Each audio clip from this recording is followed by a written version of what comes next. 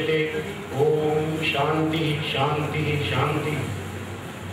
मंच पर उपस्थित आदरणीय एवं सम्माननीय भाइयों और बहनों, ये कोई बताने की जरूरत नहीं है कि शैतान का स्वभाव होता है तोड़ने का और साधु का स्वभाव होता है जोड़ने का। सड़क पे अगर कोई आदमी गिर जाए तो सब लोग दौड़ पड़ते हैं। कोई ये नहीं देखता कि ये हिंदू है, मुसलमान है, सिख है, ईसाई है, जैन है, पहले उसको उठाते हैं। ऐसा क्यों? क्योंकि हम पहले इंसान हैं, बाद में हिंदू, मुसलमान, सिख, ईसाई चले। आज कुछ शैतानी ताकतें धर्म की आड़ में इस इंसानियत को बांट देना चाहती है, लेकिन हम सबका जो भी साधु का मतलब होता है अच्छे लोग, जो भी अच्छे लोग हैं उनको सदैव प्रयत्न करना चाहिए कि वो अपने काम में सफल ना होने पाए। शैतान तो काम करेगा, लेकिन हम लोगों का भी कर्तव्य बनता है कि वो सफल ना होने पाए। और शैतान कभी भी दुनिया में सफल नहीं हुआ और ना हो पाएगा।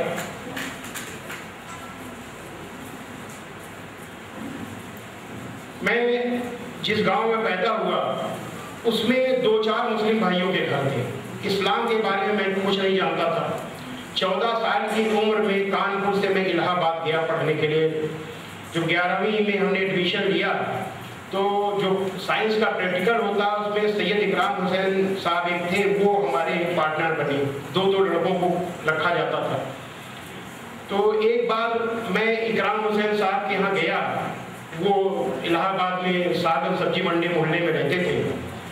तो जैसे ही मिल करके लौटने लगा वैसे ही पता चला दंगा हो गया। चुनाव का टाइम था और चुनाव के टाइम में ये बहुत होता है। मस्जिद में किसी ने गंदी चीज फेंकी, किसी ने मंदिर में गंदी चीज फेंकी, बस दंगा हो गया बिना सोचे समझे। तो इकराम साहब ने कहा कि त्रिपाठी जी, हम आपको जानसिंहगंज एक सड़क है घंटाघर के सामने, उसके इस तरफ मुस्लिम भाई रहते हैं, उस तरफ हिंदू रहते हैं, उस जानसिंहगंज में हम आपको छोड़ देते हैं, आप अकेले मत जाइए। तो हमको छोड़ने के लिए गए।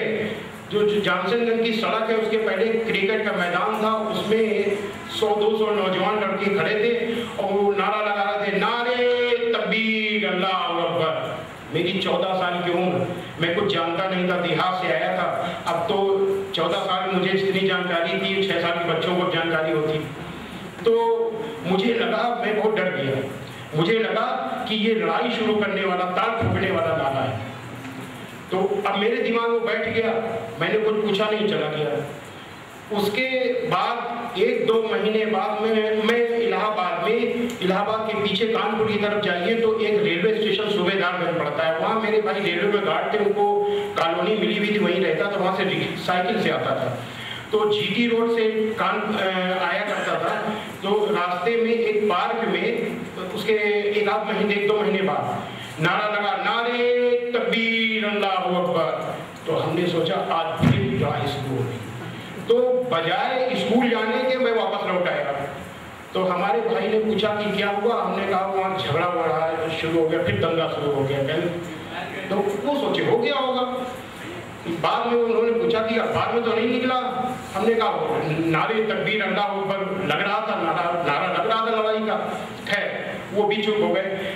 मैंने उसके बाद उस रास्ते को ही छोड़ दिया। मैं कैंट हो करके सिविल लाइन से इंग्लो बंगाली इंटर कॉलेज में आने लगा।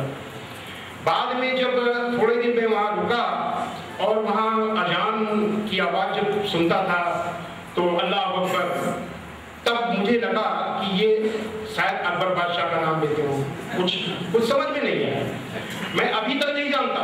मैंने किताब the history of Islamic religion लिखी, तब तक मुझे नहीं मालूम था कि अल्लाह अकबर का मतलब क्या होता है।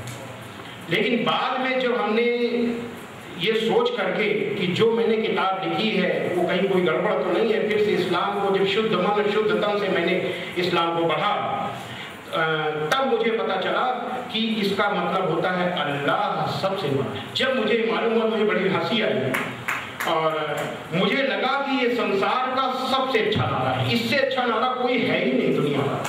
सारा वेद उपनिषद का सार इस नारे में समाया हुआ है। श्वेता शत्रोपनिषद वेद का जो ज्ञान कांड है, जिसमें ज्ञान की बातें हैं, उसको उपनिषद कहते हैं। उसकी बड़ी महत्वपूर्ण उपनिषद है श्वेताश्वतरोपनिषद।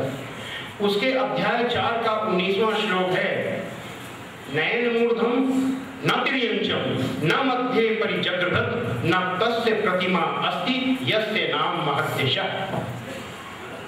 नयनमूर्धम मतलब उस परमेश्वर को ऊपर से नीचे से, तिर्यंचम न इधर से न उधर से और न मध्य में, कोई चीज उसका वो पता नहीं की जा सकती, ना उसका मध्य पता किया जा सकता है, न ऊपर न नीचे, न किसी भी तरीके, क्योंकि वो अनंत है, वो महान है। और ऐसे महान परमेश्वर की कोई तुलना नहीं है, कोई उपमा नहीं है। न तस्य प्रतिमा अस्ति, यानी उसकी कोई, आप बता नहीं सकते कि ये ऐसा है, उसकी कोई उपमा, कोई तो वो अतुलनीय है, वो अद्वितीय है। श्वेताश्वतरोपनिषद में ये परमेश्वर के बारे में कहा गया है। लेकिन यहाँ क्या है, यहाँ हम देखते हैं कि कई जिंदा इसी हमारे देश में परमेश्वर घूम रहे हैं, कहते हैं ईश्वर। 2-3 कुछ साल पहले ईश्वर मर गया, अभी 6 महीने पहले उत्तर प्रदेश में ईश्वर मर गया। तो ऐसे ईश्वरों के बारे में क्या कहा गया श्रीमद् भगवद गीता में?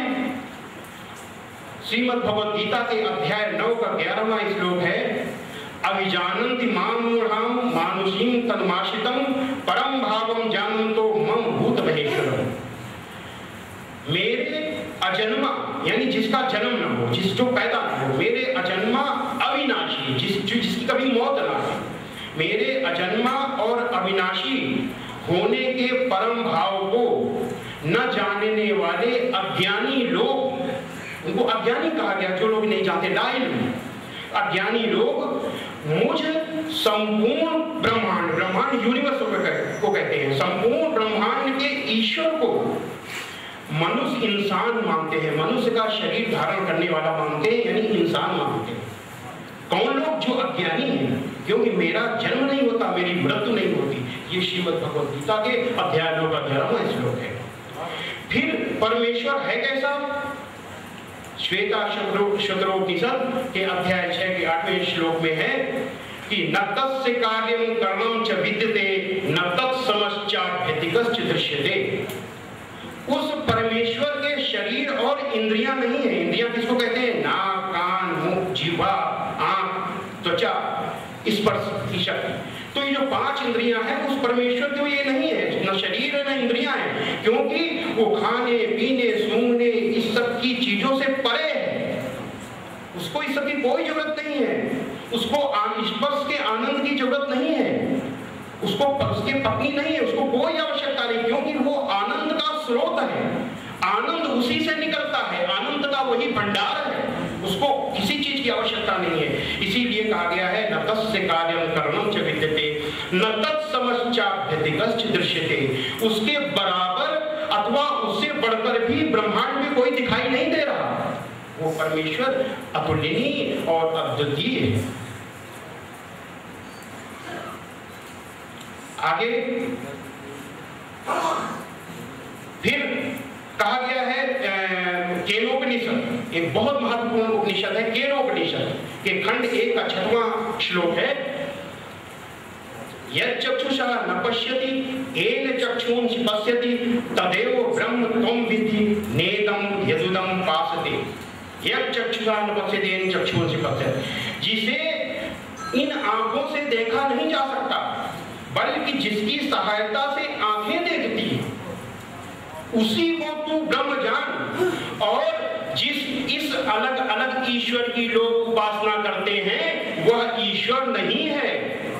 एकदम साफ साफ लिखा हुआ, लेकिन लोगों ने धर्म के नाम पर लोगों ने आंख कान सब बंद कर रखा है। जिसने कह दिया कि मैं ईश्वर हूं, उसको ईश्वर मान लूंगा बिना कुछ सुने, कोई विवेक नहीं, कुछ नहीं। सबसे ज्यादा जरूरत है धर्म के मामले में विवेक की, सबसे ज्यादा जरूरत है, लेकिन वहीं पर विवेक खो देते हैं लोग। तो यही चीज कुरान मजीद में है। कुरान मजीद के सूरा 6 की आयत नंबर 103 बिल्कुल ऐसे है, नजरें उसे नहीं पा सकती, बल्कि वही नजरों को पा लेता है। बिल्कुल उसी का अनुवाद, नजरें उसे नहीं पा सकती, बल्कि वही नजरों को पा लेता है। सूरा 6 की आयत नंबर 103। आगे श्वेता श्लोक अध्याय 6 का 9वां श्लोक है, सकारणम करणाधिपाधिपो न चास्य कश्चित् जनिता न चाधिपा। सकारणम करणाधिपाधिपो न चास्य कश्चित् जनिता न चाधिपा। वो ब्रह्मांड की जितनी भी चीजें हैं, यूनिवर्स, पूरे यूनिवर्स को पैदा करने वाला और उसका मालिक है, लेकिन उसका पैदा करने वाला और उसका मालिक कोई नहीं है।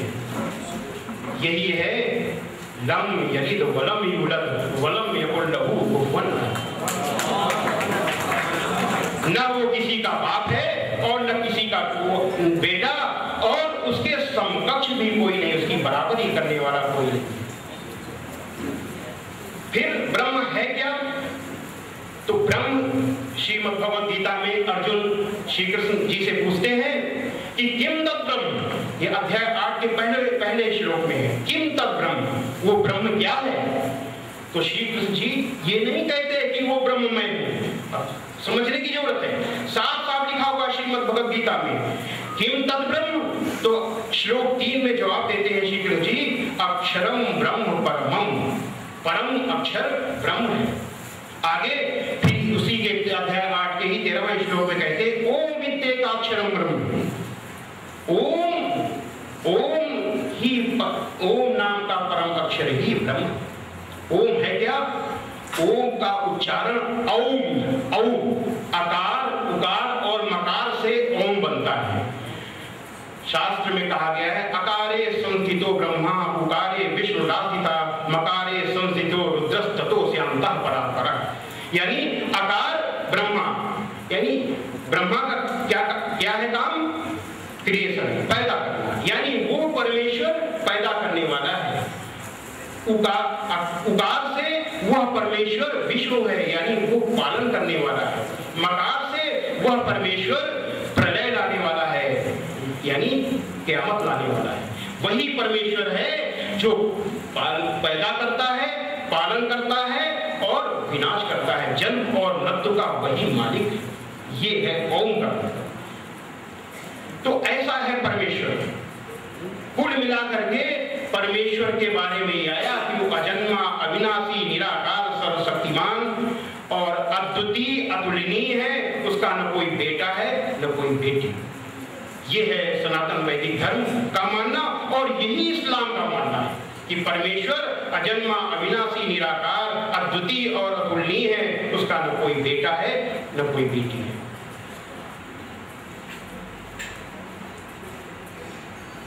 तो इस जो बुनियादी तौर पे इस्लाम और सनातन वैदिक धर्म में जितनी समानता है किसी में नहीं है। हालांकि किताबिया जो धर्म है, किताबिया भाई कहा गया है यहूदियों को, ईसाइयों को, लेकिन वहां भी बेटा और बेटी है। सूरा 9 की आयत नंबर 30 में है कि यहूदी कहते हैं कि उजैर अल्लाह के बेटे हैं और ईसाई कहते हैं कि मसीह अल्लाह के बेटे हैं। वहां भी बेटा है, लेकिन केवल सनातन वैदिक धर्म में बेटा और बेटी नहीं। तो जो अभी हमने ओम बताया, ओम और अल्लाह में इतनी समानता है। आप देखिए, एक तरफ ओम रखिए, एक तरफ अल्लाह रखिए, और आप ध्यान दीजिए कि थोड़ा बहुत इधर उधर करिए, बिल्कुल समानता है। बिल्कुल थोड़ा बहुत इधर उधर करिए, ओम और अल्लाह एक ही तरीके से। और अर्थ में ओम का अर्थ होता है परम कल्याणकारी परमेश्वर। क्यों? क्योंकि वही सब कुछ करने वाला है, वही पैदा करने वाला, वही पालन करने वाला, वही अंतिम समय का न्याय करने वाला। तो वो परम कल्याणकारी है। और परम कल्याणकारी किसको कहते हैं? जो सबसे बड़ा कृपालु और दयालु, यानी कुल मिलाकर के उसका भावार्थ हुआ कृपालु, अत्यंत कृपालु, बड़ा कृपालु और अत्यंत दयालु परमेश्वर। लेकिन ये ओम जब किसी भी मंत्र के आगे लगा दिया जाता है तो उसका मतलब हो जाता है शुरू करता हूं परमेश्वर के नाम से जो बड़ा कृपालु और अत्यंत दयालु है। ये जब ओम मंत्र के शुरू में लग जाता है, यही है बिस्मिल्लाहिर्रहमानिर्रहीम। बुनियाद है इस्लाम की ला इलाहा इल्लल्लाह। परमेश्वर के सिवा कोई मुझे, यूनिवर्सल ट्रुथ है, संसार का सबसे बड़ा सत्य। सनातन वैदिक धर्म का सबसे पुराना ग्रंथ जो है वो ऋग्वेद है। वो दुनिया का सबसे पुराना ईश ग्रंथ है ऋग्वेद। ऋग्वेद के मंडल 1 सूक्त 7 का 10वां मंत्र है, इंद्रम वो विश्व तस्परि हवामहे जनेभ्य अस्माकम अस्तु केवला। ऐ मनुष्यों, तुमको अत्यंत उचित है, यानी तुमको जरूरी है कि मुझ परमेश्वर को छोड़कर किसी दूसरे देव को कभी मत मानो, क्योंकि एक मुझको छोड़कर कोई दूसरा ईश्वर नहीं है। इसको संक्षेप में कर दीजिए, इसको संक्षेप में करिए तो ये है कि एक परमेश्वर के सिवा कोई पूजनीय नहीं है। ला इलाहा इल्लल्लाह। पहली सूरह फातिहा और गायत्री मंत्र में बिल्कुल दोनों का भावार्थ एक है। गायत्री मंत्र क्या है? ओम भूर्भुवः स्वः तत्सवितुर्वरेण्यं भर्गो देवस्य धीमहि धियो यो न प्रचोदयात्। इसका मतलब है ओम शुरू करता हूं परमेश्वर के नाम से जो बड़ा कृपालु और अत्यंत दयालु है। सारे ब्रह्मांड का रचयिता व पालन करता, प्रकाशकों का प्रकाशक, जो उजाला दे, जैसे सूरज, इनको प्रकाश देने वाला वही है। प्रकाशकों का प्रकाशक, प्रकाशकों के प्रकाशक परमेश्वर के हम अनंत तेज का ध्यान करते हैं, यानी परमेश्वर, उस परमेश्वर की ही हम वंदना करते हैं, वो हमारी बुद्धि और कार्यों को उत्तम प्रेरणा दे। इसका भावार्थ हुआ कि वो हमको सही रास्ते पे ले जाए, गुमराही से बचाए। अब सूरह फातिहा, बिस्मिल्लाहिर्रहमानिर्रहीम, शुरू परमेश्वर के नाम से जो बड़ा कृपालु और अत्यंत दयालु है। अल्हम्दुलिल्लाहि रब्बिल आलमीन, जो सभी प्रकार की बड़ाई, सभी प्रकार की वंदना उस परमेश्वर के लिए है जो सारे संसार का पालन करता है। अर्रहमानिर्रहीम, बड़ा कृपालु अत्यंत दयालु। मालिक यौमिद्दीन, इंसाफ के दिन का हाकिम, अंतिम दिन का न्याय करता। इय्याक नअबुदु व इय्याक नस्तईन, ऐ परमेश्वर हम तेरी ही वंदना करते हैं और तुझी से मदद मांगते हैं। इहदिना सिरातल मुस्तकीम, मुझे सही रास्ते पर चला। सिरातल लजीना अनअमता अलैहिम, उन लोगों के रास्ते पर जो तेरी कृपा के पात्र हुए। सिरातल लजीना अनअमता अलैहिम गैरिल मग़ज़ूबि अलैहिम वलद्दालिन, उन लोगों के रास्ते पर जो तेरे क्रोध के भागी नहीं हुए, यानी जिन पर तेरा क्रोध नहीं आया और जो गुमराह नहीं हुए। बिल्कुल दोनों का भावार्थ है। तो अब जब इतनी समानता है तो लड़ाई किस बात की? वो उसकी वजह है कि सनातन वैदिक धर्म को मुसलमान भाई नहीं जानते और इस्लाम को हिंदू भाई नहीं जानते। 25 करोड़ मुसलमान इस मुल्क में रहते हैं। हमारे व्यापार में, हमारे खेती में, हमारी पढ़ाई में, हर जगह साथ बैठे हैं, लेकिन बुनियादी चीज जिस डाल पर हम बैठे हैं उस डाल को नहीं जानते कि किस डाल में बैठे, किस डाल में बैठे, नहीं पता। और तब जब ऐसा होता है तभी शैतान अपना काम करता है। जब आप सच्चाई नहीं जानेंगे तो शैतान सफल हो जाएगा। हम सनातन वैदिक धर्म को मुसलमान नहीं जानता, वो हिंदू नहीं जानता, कुरान मजीद को नहीं जानता, तो शैतान अपना काम करेगा, वो कर रहा है। तो जब से मैंने इस सच्चाई को जाना, तब से मैंने किताब लिखने के बाद मैंने सोचा कि मुझे पूरे देश में घूम घूम करके बताना है। इसके लिए मैंने हिंदू मुस्लिम जन एकता मंच की स्थापना की। जब स्थापना की तो उसके बाद एक दिन मौलाना राबे हस्नी नदवी, जो नदवा कॉलेज के चांसलर है, मुस्लिम पर्सनल बोर्ड के चेयरमैन हैं, उन्होंने मुझे फोन किया कि हम स्वामी जी आपसे मिलना चाहते हैं। उनके पास गया तो उन्होंने मेरे सामने प्रस्ताव रखा कि हजरत मौलाना अली मियां साहब ने एक तंजीम बनाई थी, क़याम इंसानियत फोरम। हम चाहते हैं कि क़याम इंसानियत फोरम और हिंदू मुस्लिम जन एकता मंच का सम्मिलित कार्यक्रम हो, और अगर आप बताएंगे तो बातें अच्छी बनेगी। हमने कहा बिल्कुल, मैंने खुशी के साथ ये उनका प्रस्ताव स्वीकार किया। तब से 60-70 जगह कार्यक्रम हो चुके हैं और लगातार चल रहे हैं।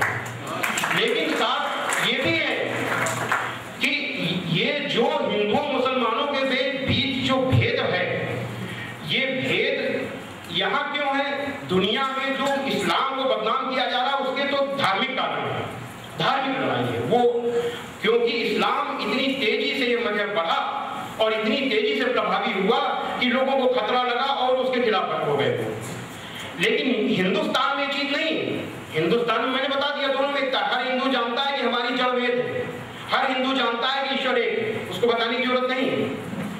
लेकिन फिर गड़बड़ी क्या है? गड़बड़ी है पॉलिटिक्स।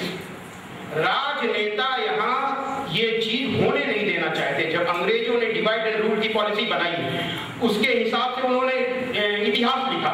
इतिहास में ऐसा अत्याचार बताया गया जैसे कि रावण और कंस का अत्याचार, उस तरीके का दिखाया गया। बढ़ा चढ़ा कुछ होता भी है, बात नहीं है। बादशाह लोग अपने शासन को मजबूत करने के लिए कुछ कड़ाई करते हैं, लेकिन उसको खूब बढ़ा चढ़ा करके इस तरीके से बताया गया कि उनका एकमात्र लक्ष्य था हिंदुओं का सर्वनाश करना। तो कहीं न कहीं गलतियां हुई, हम ये नहीं कह रहे कि एकदम सफाई है, लेकिन बढ़ा चढ़ा कर हुआ। तो जब वो चले गए, अंग्रेज जाने लगे, तो यहाँ के नेताओं ने चुप्पे से उनकी डिवाइड एंड रूल की पॉलिसी को चुरा के रखा और उस पॉलिसी को अब वो चला रहे हैं। जब यहाँ पर एक सबसे बड़े नेता हुए और उन्होंने किताब लिखी डिस्कवरी ऑफ इंडिया, वो जानते थे इतिहास को, उनको मालूम था कि इतिहास किस तरीके से लिखा गया है, तब उन्होंने इस इतिहास